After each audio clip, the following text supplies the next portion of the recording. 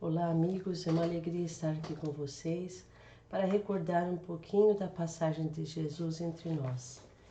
Sabemos que qualquer coisa que falarmos a respeito do Mestre apenas dará uma pálida ideia da sua grande missão na Terra. Vamos fazer uma pequenina viagem no tempo, relembrando de forma muito humilde algumas passagens históricas e algumas informações espirituais. Vamos lá fazer essa viagem no tempo. As gerações de todos os tempos passaram com as suas inquietações e angústias. As guerras ensanguentaram o roteiro de todos os povos. Caíram os tronos dos reis e as civilizações se sucederam. No teatro da vida tudo passou. Só Jesus não passou. Ele é a luz do princípio e nas suas mãos misericordiosas repousam os destinos do mundo.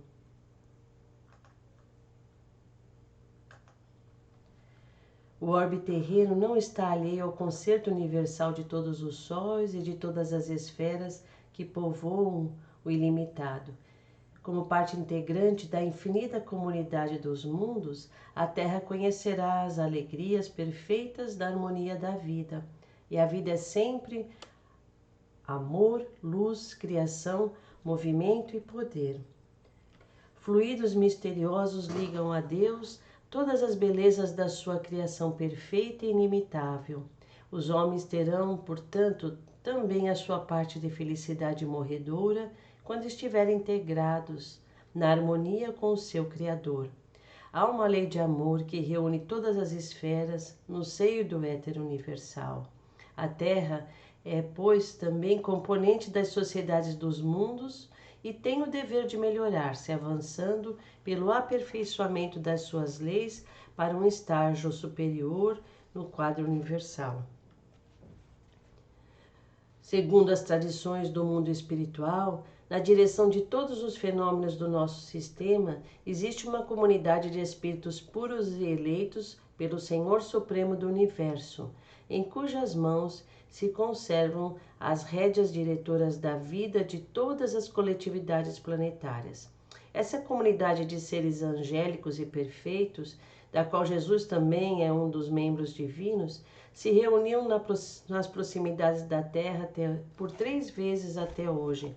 A primeira vez foi quando o orbe terrestre se desprendia da nebulosa solar para lançar as diretrizes do nosso sistema cosmogônico. A segunda foi para decidir a vinda do Senhor ao nosso planeta, trazendo à nossa família humana a lição imortal do seu evangelho de amor e redenção. E a terceira vez foi no século passado, quando o homem pisou na lua. Sim, na época da vinda de Jesus, o mundo era um imenso rebanho desgarrado. Cada povo fazia da sua religião uma fonte de vaidades. Muitos cultos religiosos do Oriente caminhavam para a dissolução e imoralidade, mas o Cristo vinha trazer ao mundo os fundamentos eternos da verdade e do amor. Assim movimentaram-se as entidades angélicas do nosso sistema, nas proximidades da Terra, para providenciar a vinda do Senhor. A lição do Salvador deveria agora resplandecer para os homens. Nas esferas mais próximas do planeta foram tomadas todas as providências. Escolheram-se instrutores, os precursores do Mestre e os auxiliares divinos. Então, aconteceu que naqueles dias saiu um decreto da parte de César Augusto para que todos se alistassem, cada um na sua própria cidade. José subiu da Galiléia, da cidade de Nazaré, para Belém da Judéia, chamada cidade de Davi, pois era da casa e família de Davi, e tinha que alistar-se com Maria, que estava grávida. E ocorreu que, estando ali, cumpriram-se os dias em que ela havia de dar à luz, e veio ao mundo seu filho primogênito. Reinava Augusto na sede do governo do mundo, Roma, e o grande império, como que influenciado por um conjunto de forças estranhas, descansava numa onda de harmonia depois de guerras seculares e tenebrosas.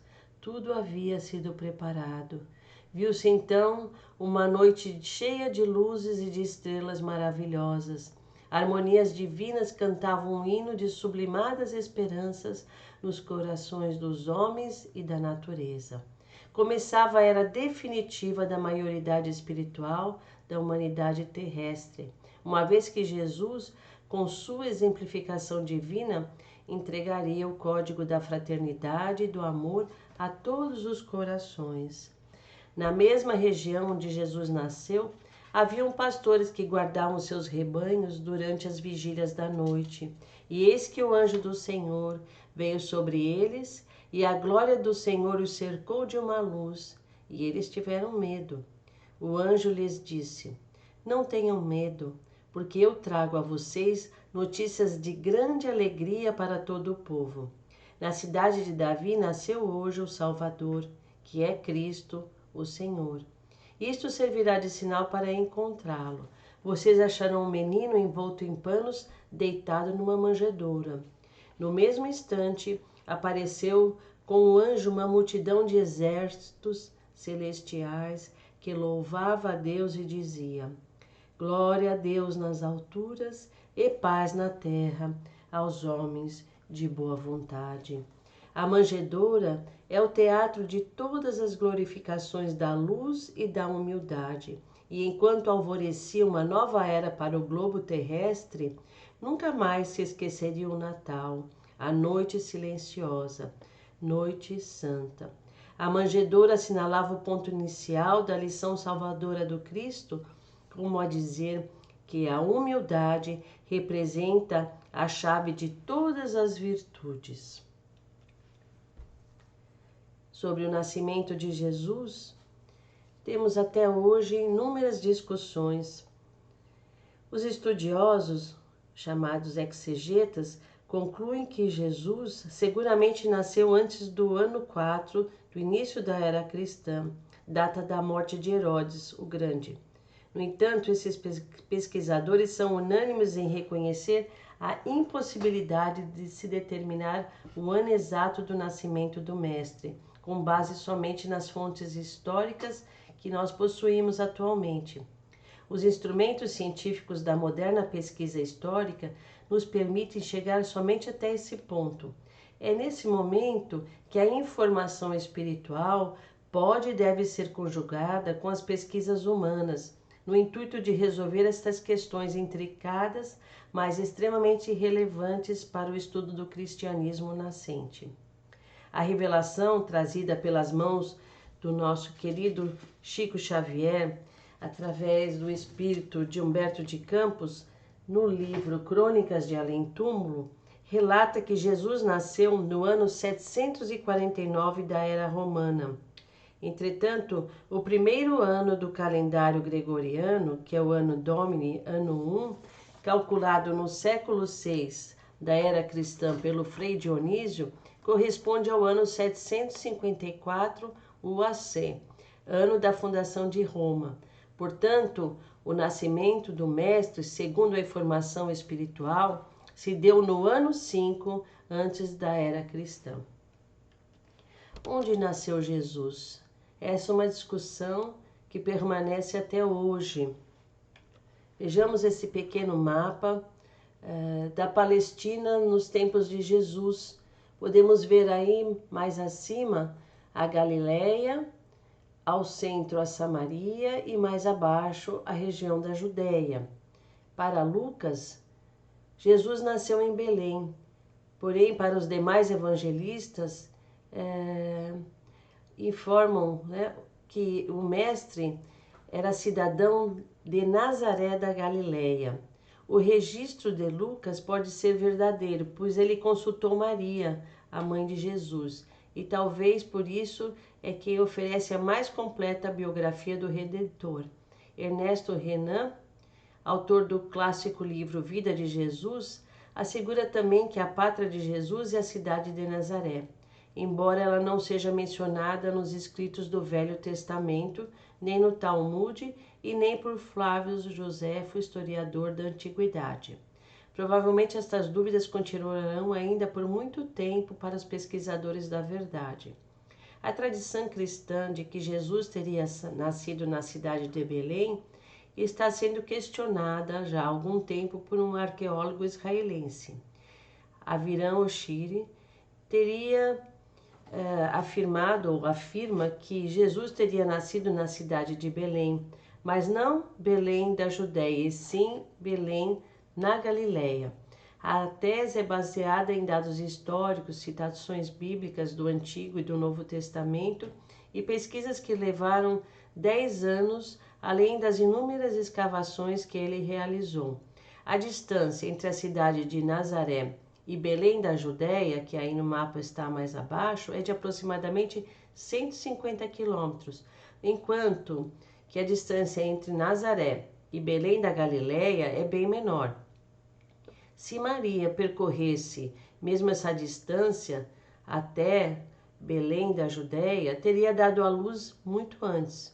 Faz muito mais sentido que a gente compreenda ou pense que a Belém do Nascimento seja da Galileia, que fica a apenas 7 quilômetros de Nazaré, afirma o arqueólogo Aviram, que descobriu indícios arqueológicos que reforçam a sua tese.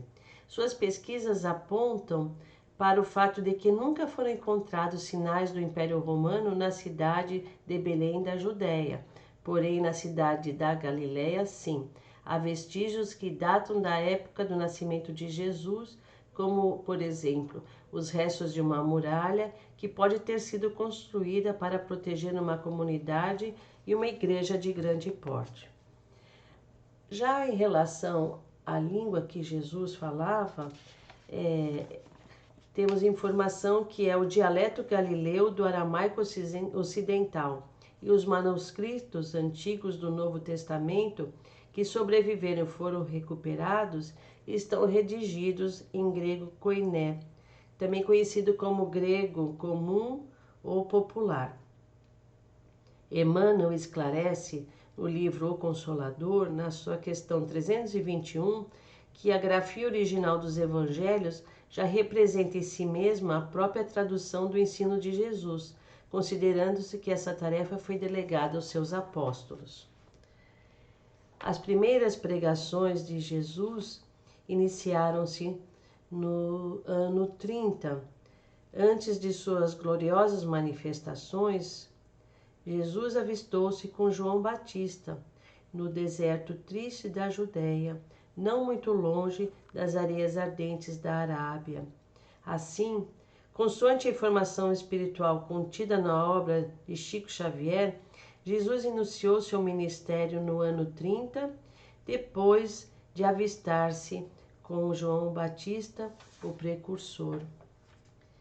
O mestre falava por parábolas, e essas parábolas reverberam ao longo dos 2 milênios, e até hoje nós buscamos estudá-las e trazer o seu entendimento para as nossas vidas.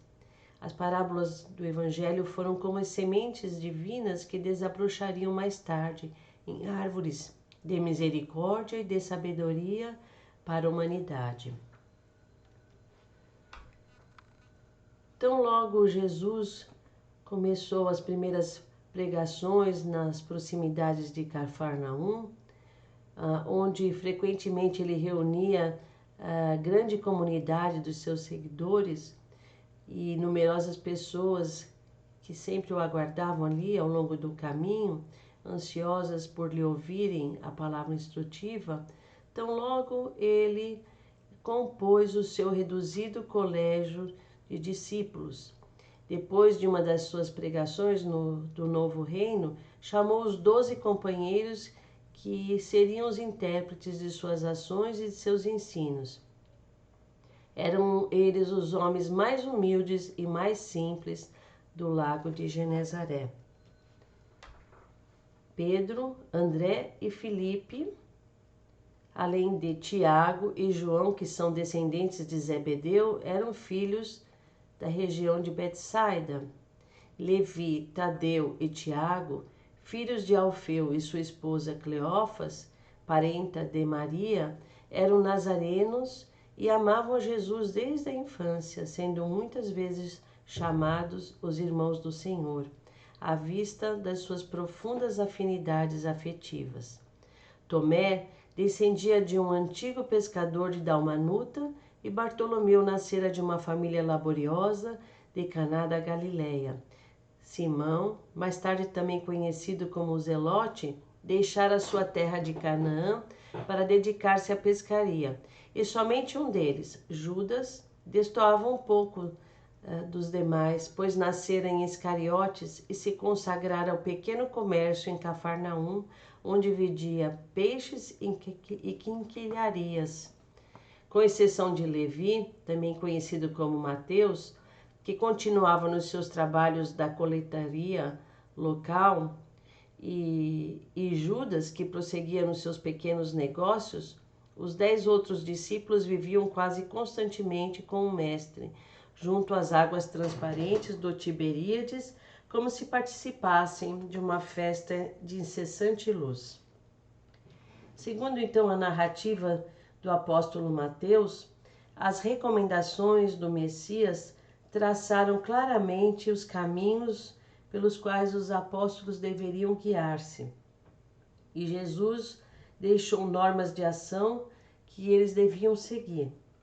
Amados, não tomareis o caminho largo por onde anda toda a gente, levada pelos interesses fáceis e inferiores.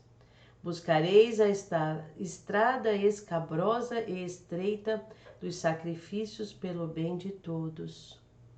Essa é uma lição que serve intensamente para todos nós. Essa advertência aos apóstolos deveria ser também observada por nós que seguimos ao Mestre, para que não venhamos nos perder na porta larga e nas ilusões do mundo. E Jesus ainda continuou: Ide antes em busca das ovelhas perdidas da casa de nosso Pai, que se encontram em aflição. Reuni convosco todos os que se encontram de coração angustiado, e dize-lhes, de minha parte, que é chegado o reino dos céus. O Mestre ainda adverte e recomenda: trabalhai em curar os enfermos, limpar os leprosos, ressuscitar os que estão mortos nas sombras do crime ou das desilusões ingratas do mundo. Esclarecei todos os espíritos que se encontram em trevas, dando de graça o que de graça vos é concedido. Quão importante é essa lição do Mestre, nos convidando ao trabalho redentor e dando de graça de nós mesmos, sem esperar qualquer tipo de remuneração ou reconhecimento. Essa é uma lição que devemos buscar para que não nos venhamos a abater diante, muitas vezes, das dificuldades que enfrentamos ao levar o trabalho do Mestre adiante. Jesus, então, orientou os apóstolos em toda a trajetória a percorrer, não esquecendo de adverti-los dos dias dolorosos da humilhação e das perseguições que iriam sofrer por sua causa, mas enfatizou que aquele que perseverasse até o fim seria salvo. As primeiras pregações de Jesus e de seus discípulos em torno do lago logo alcançaram uma enorme repercussão. Muitos doentes atribulados agradeciam o alívio, trabalhadores humildes que ali estavam se enchiam de consolações ante as promessas divinas da Boa Nova. No entanto, as atividades do Mestre e dos seus discípulos começaram logo a despertar a reação dos judeus mais rigorosos, que viam em Jesus um pequeno revolucionário. O amor que o Mestre pregava vinha quebrar os antigos princípios da lei judaica. Os senhores da terra observavam cuidadosamente as palestras dos escravos que tinham ouvido Jesus e que permutavam imensa alegria devido às esperanças num reino novo que eles mesmos não chegavam a compreender o que seria. Os mais egoístas pretendiam ver no Mestre generoso um conspirador que desejava levantar as iras populares contra a dominação de Herodes. E outros presumiam na figura de Jesus um feiticeiro incomum que era preciso evitar. Quantas lutas o mestre teve que enfrentar, não? Foi assim que, numa das suas primeiras pregações, quando viajou à pequenina cidade de Nazaré, o mestre apresentou e enfrentou grandes dificuldades. Não foram poucos os adversários das suas ideias que se instalaram na cidade pequenina, buscando neutralizar a ação de Jesus por meio de falsas notícias e desmoralizá-lo. Jesus logo compreendeu os acontecimentos e calmamente retirou-se com os apóstolos. Daí a alguns dias, Pedro e Felipe, ao encontrar-se com o Senhor, buscaram compreender a situação.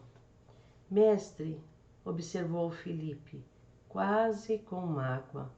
A verdade é que a maioria de quantos comparece às pregações de Nazaré falavam mal de vós. E Jesus lhes respondeu: mas não será vaidade exigirmos que toda a gente faça de nossa personalidade elevado conceito?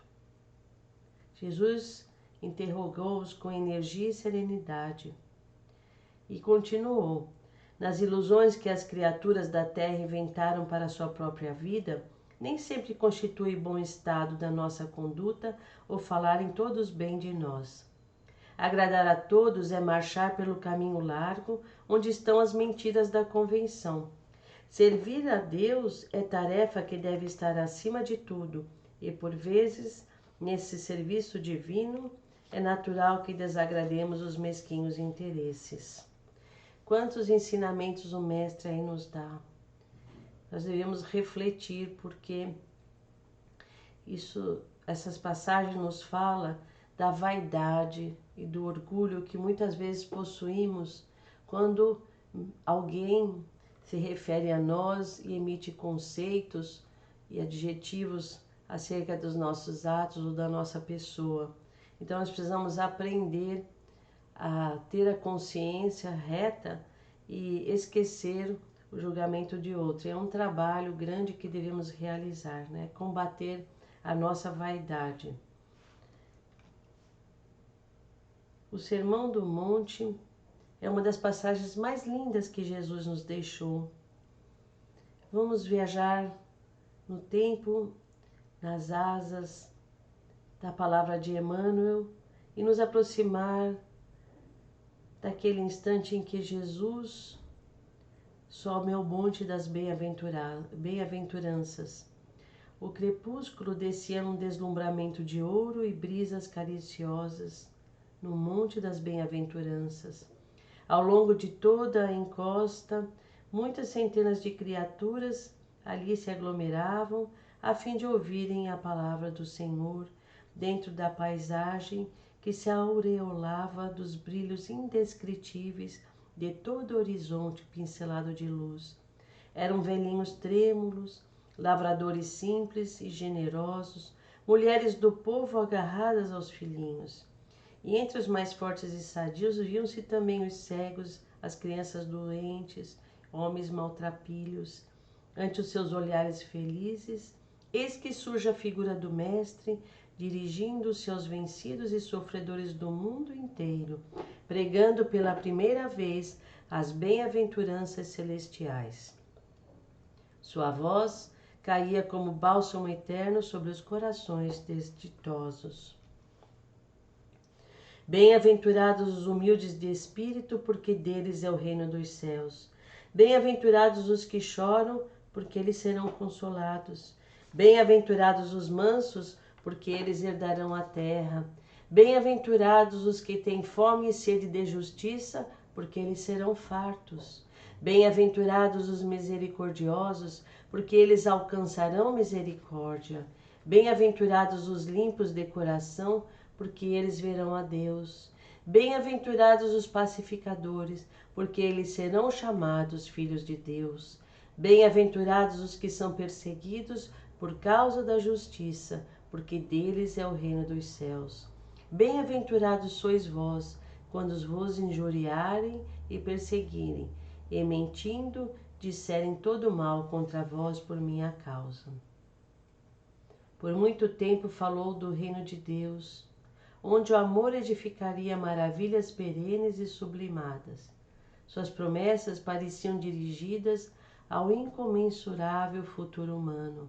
Do alto do monte soprava um vento leve, em deliciosas vagas de perfume.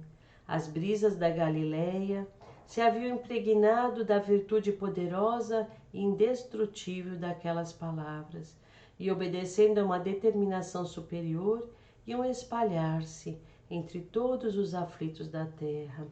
Quando Jesus terminou a sua pregação, algumas estrelas já brilhavam no firmamento como radiosas bênçãos. E muitas mães sofredoras e oprimidas, como suave fulgor nos olhos, lhe trouxeram os filhinhos para que ele os abençoasse. Anciões de fontes nevadas, pelos invernos da vida, lhe beijavam as mãos. Cegos e leprosos rodeavam-no com semblante sorridente e diziam: Bendito seja, Filho de Deus. A vinda do Cristo ao planeta assinalaria o maior acontecimento para o mundo. O Evangelho seria a eterna mensagem do céu ligando a terra ao reino iluminado de Jesus, se os homens tivessem assimilado os ensinamentos divinos. Mas essa pureza do cristianismo ela não conseguiu manter-se intacta. Decorrido apenas 3 séculos, no retorno dos auxiliares do Senhor, a pátria espiritual, surgiram a falsidade, a má-fé. As lições do Mestre foram adaptadas às conveniências dos poderes do mundo, desvirtuando todos os princípios que o Mestre deixou. Em vão, Jesus enviou seus emissários ao longo dos séculos e discípulos, mas eles foram ou trucidados ou obrigados a capitular diante da ignorância. A realidade é que a nossa civilização ocidental não chegou a se cristianizar. Em nome do Cristo espalharam-se nestes 20 séculos todas as discórdias e todas as amarguras do mundo. E já estamos no século 21. E estamos atravessando agora um tempo de grande reajustamento dos valores humanos. No dizer de Emmanuel, se as dolorosas expiações coletivas preludiam a época dos últimos ais do Apocalipse, a espiritualidade tem de penetrar as realizações do homem físico, conduzindo-as para o bem de toda a humanidade. E é isso que nós estamos aguardando que aconteça no planeta Terra, né? Que o homem se espiritualize. Então, é chegado o tempo de ocorrer essa espiritualização. Não pode mais ser, não se pode mais esperar. Decorreram-se mais de 2 milênios, né? E a humanidade precisa ampliar o seu nível consciencial e a Terra precisa evoluir no concerto dos mundos e sair de planeta de expiação e provas para se tornar um planeta regenerado. Então nós estamos atravessando talvez a grande noite, né? Mas, como sempre, o sol resplandecerá. O determinismo do amor e do bem é a lei de todo o universo, e a alma humana emergirá de todas as catástrofes em busca de uma vida melhor. O Espiritismo, na sua missão de consolador, é o amparo do mundo neste século de transição. Vivemos agora, na Terra, um crepúsculo ao qual sucederá a profunda noite. Mas Emmanuel trouxe essa lição em A Caminho da Luz, na década de 1930, se não me falha a memória, acho que 38 é A Caminho da Luz, e nós já estamos agora nessa profunda noite, né? Visto as dificuldades que o ano 2020 tem trazido a toda a humanidade, uma provação coletiva imensa. Mas depois da treva surgirá uma nova aurora, não tenhamos dúvida disso, porque as luzes consoladoras envolverão todo o orbe regenerado no batismo do sofrimento.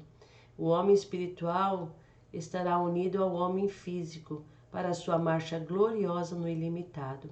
e o Espiritismo terá tirado dos seus escombros materiais a alma divina das religiões que os homens perverteram, ligando-as no abraço acolhedor do Cristo restaurado. Não temos dúvida que o Consolador prometido é o caminho iluminado para que o homem nele se apoie e possa superar todas as lutas desse findar de era.